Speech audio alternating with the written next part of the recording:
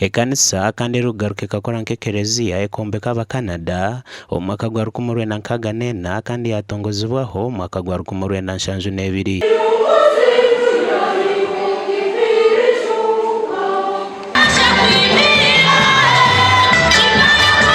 Abakristayo mu kanisa egi nibashabira mu kwihasha imwe mpaka sha 3 ahabwo rumo rujungu kandi abedini zona batandika sha 3 n'eshweka kuza sha 5 n'eshweka nabwanyuma abakatoliki baza mu sha 5 n'eshweka kuza mu shanju n'eshweka.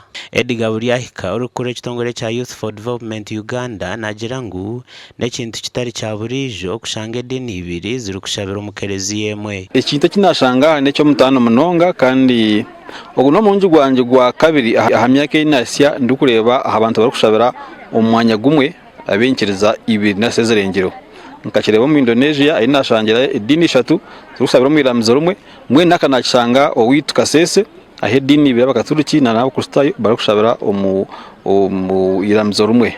Eki nekintu kirungi ekintu kiri akabonere ko kutoreka ngu notakwa twine twahura ariko twine bitari kutugita konka okumanya ngutwine kutorana n'ekintu cyo mutana. Learning opportunity for all of us, and I feel like everyone should come and learn from us.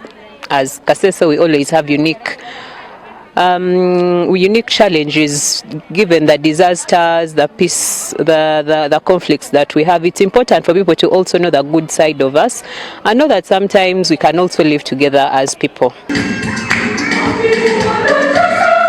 Reverend Father Morris Tembo we nagira ngu nk'abakristu hamwe n'abakristayo nebarebuka ngu buri bantu bashabo mu bwire bwabo. The Catholic community and Anglican community has existed. It's so happy and it's so amazing that how can two Christian communities, two religions stay together, work together, but all this it's the work of God. Tuine rukundo habokuba oba tuine function yakwakira bishop w'Ubudisa nitushaba abagenzi betu abekereziya ntugirango noti bishop neza kuzanga shahangitana nitubashaba mubanzo mu service kwika shahina zekasheshi mushohore murugemu niko ba protestant habokuba bayine function embango ya bishop oba bayina bishop yana ukofaminga the Kaufmans then netaham kwikanga shahanga mushanje shahanga munana. Bamwe mbarukura bikirizo mu dinezi nibagira ngu itaka bamazire kurutunga kandi nibendo buyambi obwakubasa kubahwera omukombekira mzerindi nangabwa excavator okusindika amabale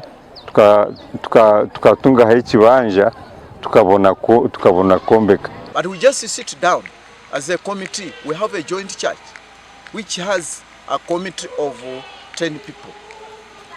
From the Catholic we have 5 members, then from the Protestant we have 5 members.